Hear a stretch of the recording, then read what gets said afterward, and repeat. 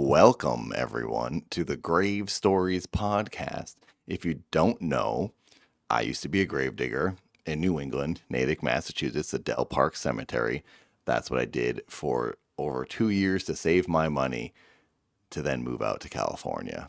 So here I am, former gravedigger living in Los Angeles, former spooky old New England boy, telling grave stories. Now, the Grave Stories podcast was the very first iteration nearly 10 years ago, nearly 9 years ago, technically now, I think it is, when I started Grave Stories.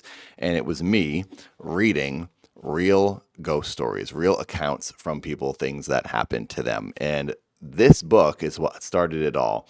This is Nantucket Ghosts, which is the island off of Massachusetts where I grew up, Cape Cod, which is this part of the Massachusetts. It's shaped like an arm. And then the island off of that is apparently a pretty haunted place. This book is a woman named Blue Ballet. I think that's how you pronounce her name. She went around and gathered these stories from people who experienced these things. And it's a really good book. That's how I started Grave Stories. But Grave Stories podcast is just my voice reading the stories and me reacting to them. So what you're about to hear is the account titled They. Welcome. Thank you for listening or watching. I'm not sure how you're enjoying this, but I appreciate you doing so. I guess maybe I should do the intro, the old intro, since this is a Grave Stories podcast episode. Welcome to the cemetery. My name is Nathan Barnett, former gravedigger from spooky old New England, and you're listening to Grave Stories.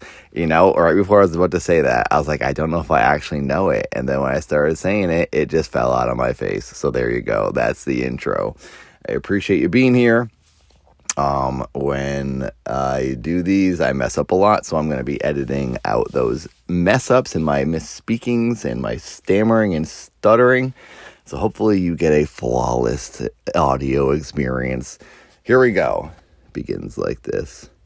I was 21 when Miss DeVille hired me. I cleaned her house for one full season, from early May to late September, and then I quit. I couldn't stand it anymore. I was really frightened. Dun, dun, dun. Oh boy, that's how it begins. Quote from The Ghost Victim.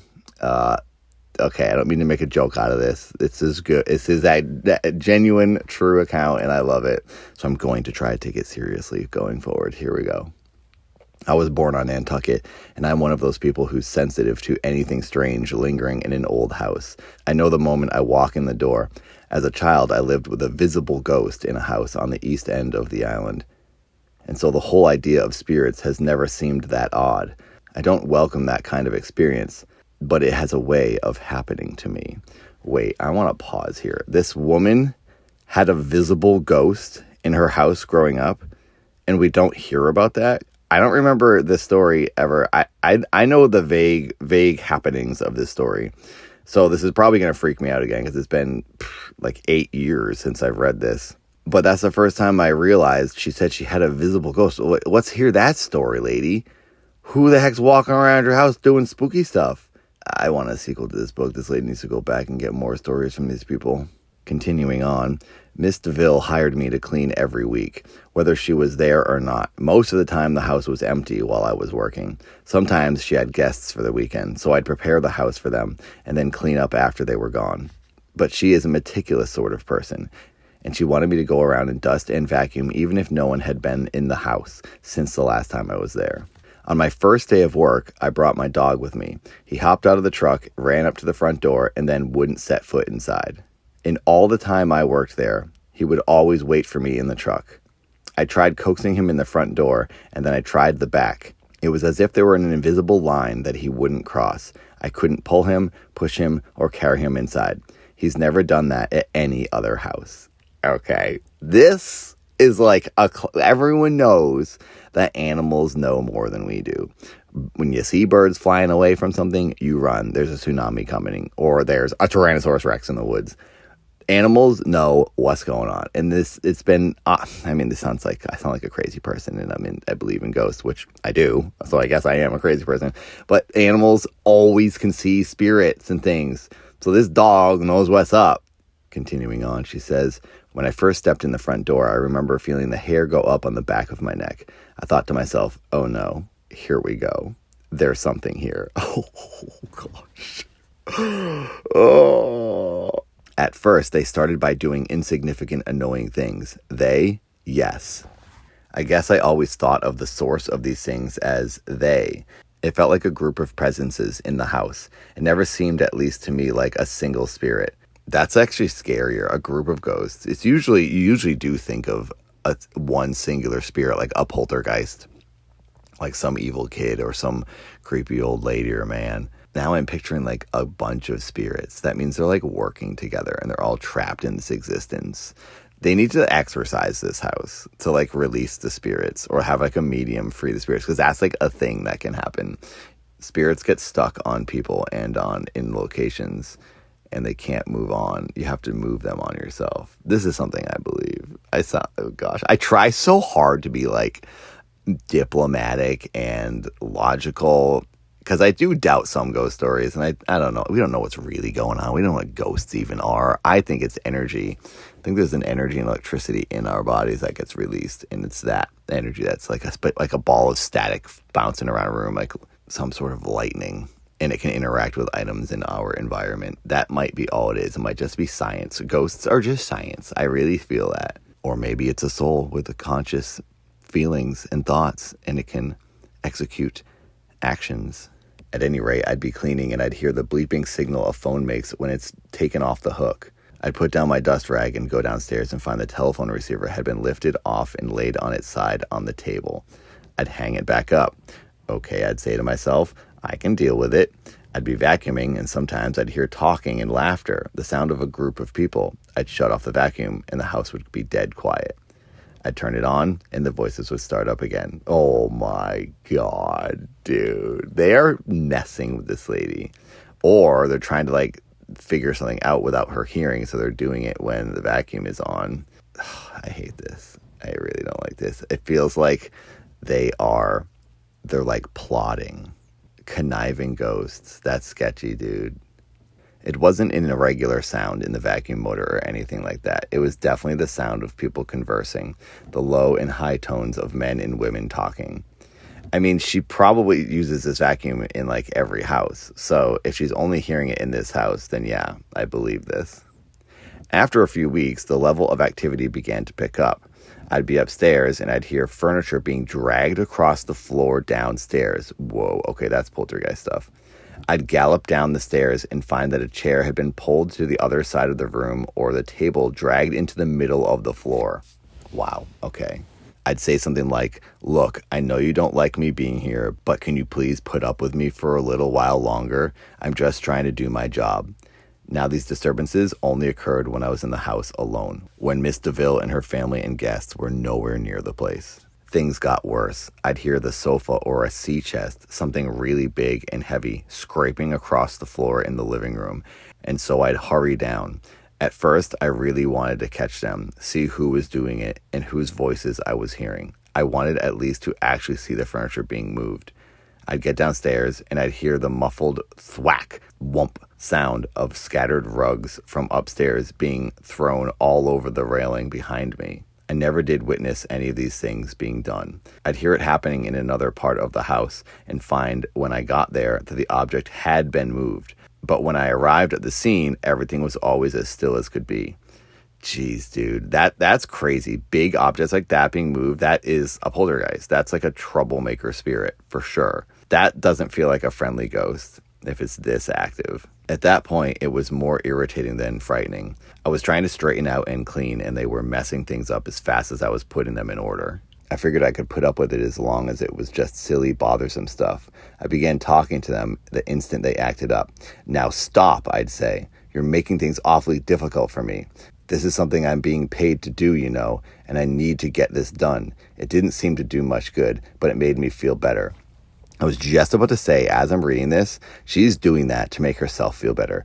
I do the same thing. When you get scared, I don't want to get into this whole rant in the story, but for a while, I feel like I was paranoid because of a PTSD thing I was experiencing after like trespassing on some property, and this guy said he had a shotgun. It's a long story. I've told it in another video. Watch the video where I'm playing video games, driving cars, and I tell the story about being held hostage in the desert. After that happened, I started thinking there was someone on my roof because the squirrels were so loud. It sounded like men. And I thought these guys probably had like night vision. They were looking through my windows, and I'd act tough and like talk out loud to be like, I see you out there. I don't care. I would say these things thinking they were watching me. So anyway, this is a totally different type of a story, but I'm telling you this because when you get scared, you tend to act like confront what's scaring you to make yourself, solely to make yourself feel better. Not thinking it's going to do any good for them, but like addressing the problem helps. So I can picture myself in the situation she's in, and I would definitely start acting like tough to the ghost. Be like, screw you, dude, I don't care. All the while I'm freaking out inside going, oh my God, oh my God, oh my God. And the ghost probably know that. The ghost can probably sense her real emotions, that she's scared and she's just talking to shut them up. But they are going to keep doing this because they don't believe you, lady. She says, one day I was up in the attic where I'd been cleaning the previous week and found a really lovely picture right smack in the middle of the floor. It had most definitely not been there before. It was an old photograph of a little girl. She was all dressed up in what looked like her Sunday best. She had long hair in ringlets, a big bow, high ankle shoes that buttoned up the side, and a lovely frilly dress. The picture was in a gorgeous mahogany frame. I'd say it dated back to the early 1900s, maybe the late 1800s. I picked up the picture and wondered who the little girl was. I put it on the top of the boxes in the corner of the attic. I remember Miss DeVille telling me that the house had quite a bit of family stuff in it when she bought it. She had liked the old furniture and kept most of it around, putting away in the attic the things she didn't care for. The next time I came to clean, the picture of the little girl was downstairs on the telephone table. The house had been empty all week. This happened 4 or 5 times. I found the picture in the dining room and then in the bedroom. They obviously wanted me to see they had moved it. When I saw Miss DeVille, I mentioned the photograph, just asking her if she knew who the little girl was. She didn't know what I was talking about. I described it in detail. She gave me a strange look, for apparently she had never even seen the photograph. It disappeared shortly after that, again during a week when the house was empty, and I never ran across it again. What? I don't remember that. That's insane. A whole photo appears. So basically the ghost conjured up this photo from somewhere, put it in front of her in the attic so she'd see it. And then they basically wanted her to recognize this photo and be like, hey, look at this picture. Now, look at this picture that you remember from the attic. It's moving around the house. So they basically showed it to her so they could then move it around and freak her out. This is their latest prank. This is like elaborate. This is scheming. This freaks me out. That means there's intelligence here to these spirits. I don't like this. They're too smart. Unless the lady that owns the house is like, let's freak out this cleaner. Let's just make this lady go nuts. And then we'll make her think it's ghosts. And she's like, oh, I don't know that picture. I can't imagine that. Like, I mean, maybe rich people were bored. Maybe this is what they had, hidden cameras, and this was their reality TV. I'd feel more comfortable in some areas of the house than others. Certain rooms just seem to have specific things attached to them. When I was in the downstairs bedroom, I sometimes heard the sound of a horse in a carriage coming up the driveway, clear as could be. Whoa, okay, that's scary. That's like real ghost transportation right there. Oh, it's always old-timey stuff. It's always old things. You never hear or see a ghost Tesla driving down the street or a ghost Prius. I mean, eventually we're going to have ghost Priuses that people are going to see because like that's kind of an old car now. So I want to see a ghost on a flip phone. It's always a ghost with a top hat on. You never see like a ghost with a sidekick cell phone texting other ghosts. At some point we should. I think the driveway may have been paving stones at one time because I'd hear the horses' hooves, the sound of their harnesses creaking and clinking, the grinding of wheels rolling over rock. I'd look out the window as soon as I heard the carriage, but I never saw anything. Oh, wow. That downstairs room had a very old-looking mahogany bed. It was short and narrow. Perhaps it was a child's bed. It had been in the house when she bought it, Miss DeVille told me, and she seemed to feel it was quite valuable. I remember she told me to take special care of it. One day I was vacuuming under the bed and something grabbed the end of my vacuum hose and held onto it. Oh, okay, this is poltergeist. This is getting sketchy. I pulled hard and then the end of the vacuum, the attachment, came right off. It wasn't stuck on anything. I'd only been running the vacuum over the bare floorboards. And when I had pulled it, it felt like someone was holding on the other end of it. You know, there was a slight give to it. Oh, no. Yeah, that's what I was picturing, like a hand which would move a little bit but still holds it tight. When I finally got up my courage to peek under that bed, it all looked as quiet and normal as could be. There was nothing the vacuum could have gotten stuck on. No exposed springs or fabric or anything. It was a good bit later before I dared to reach under there to get the attachment. My husband fixed some of the plumbing in the house. He noticed a funny thing. He'd take the hoses off the back of the washing machine during the time it wasn't in use and put them in the sink. They'd be thrown right out of the sink and onto the floor. Whoa. This happened over and over. He also felt that same back of the neck prickly sensation I had in the house, and he felt the cold spots. He could walk right into a freezing cold area in any given room. The change in temperature was hard to ignore. Yay. I mowed the lawn for Miss DeVille during the summer. I used a hand mower, and it took quite a long time because there's a good big field out behind the house. I always knew I was being watched from one of the windows, watched by someone inside the house. Okay, I can't handle that. That image is freaking me out so bad. You're so exposed. There's no walls or anything you can hide behind. You're just out there, and every ghost in the house is now watching you. Oh my God, dude, turning around, seeing someone. Oh my gosh, I have chills. I have chills all over my body just picturing this. I could feel it. I'd glance up quickly, really expecting to see a face. But I only saw the flat, blank reflection of daylight on glass. That's even scarier. You can't see. I was going to say, you probably can't even see inside because it's brighter outside than it is on the inside. Therefore, you can't see in the house, but they can see out at you. It was when I started going in twice a week for shorter periods of time that it got really bad.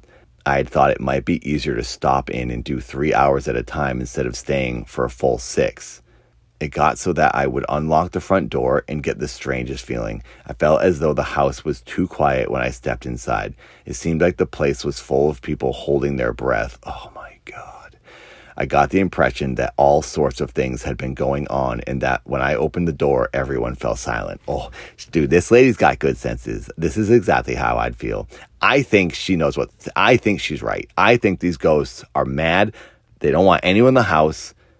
This is all of their stuff, and they just want to live their undead lives together. And this lady's screwing it up.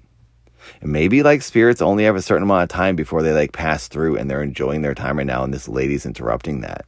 We don't know. We don't know the rules of the underworld. We don't know the rules of the afterlife. But I'm going to get to the bottom of it. She says, trying to jolly myself out of the feeling, I'd say, hello, I'm here. I'll be as quick as I can. I didn't have much success. Things began to get nasty. The furniture moving started happening behind my back every 10 or 20 minutes. When I was upstairs, I'd hear it happening downstairs. When I was downstairs, I'd hear it happening up. All kinds of things scraped and bumped over the floor. Objects were never carried. They were always dragged. I remember I ran downstairs once after an especially noisy session and found all of the chairs arranged in a tight little circle in the middle of the living room. No, that's messed up. Oh my, that is a poltergeist, 100%. Another time, I would be in the kitchen and all of the chairs in the outer room were piled up against the back of the kitchen door. Okay, they want you out of there. You have to just leave, lady. Of course, I tripped over the chairs and knocked them all over trying to get out. It was almost like naughty children, but it was also a premeditated, deliberate feeling, and increasingly sinister. Yep. Something in the house was trying to get rid of me. Yeah, no crap. Quit. You have to quit. One day, pictures started coming off the walls. A stack of dishes was moved with a noisy clatter in the kitchen. A rug flew through the air and hit me in the back. And I got whacked by some sofa pillows that zipped halfway across the room on their own. Okay, this is so crazy, dude. Finally, a chair was thrown at me. I don't remember this. Oh my gosh, I have goosebumps. My forearms are covered in goosebumps right now.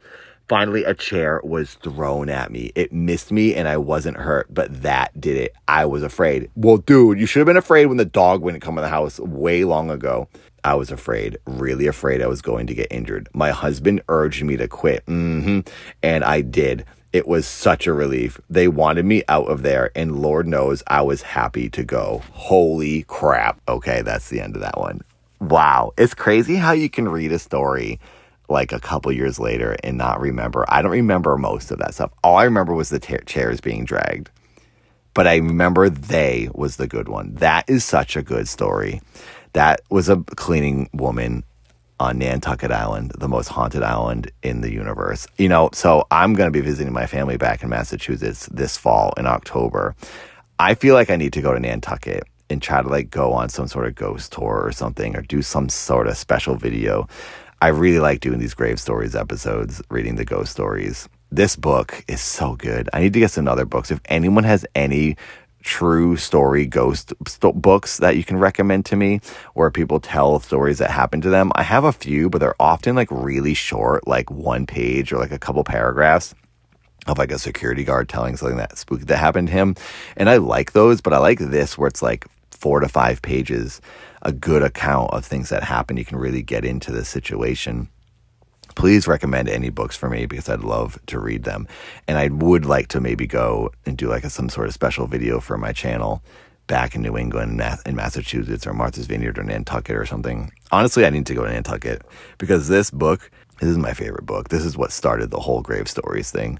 I should really go do something special. Take Katie there and get haunted together. That would be cool.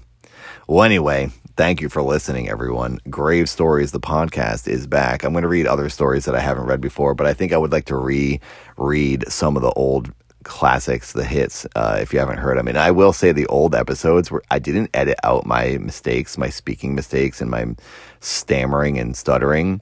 And it's kind of hard to listen to, because it's me trying to read a sentence 4 times over. So maybe I should just redo all the old ones while also doing some new ones. So if you hadn't heard the old ones, you'll hear them for the first time. And if you did hear them in the past, you'll hear a better version now. So yeah, thank you for listening. I appreciate being here. I have a Patreon. I have a Discord. You can become a member on my YouTube channel. All those things really do help me keep putting these things out. Specifically Patreon. If you like these podcast episodes, genuinely, if you got a couple bucks a month, it will keep me doing this, because I don't make money off of these podcast episodes. I just upload them for free. So if you like it, I would love to keep doing those. They're relatively easy to make. It takes me about a day to record and edit the whole thing and upload it. So yeah, thanks for listening. I'll talk to you soon. Goodbye.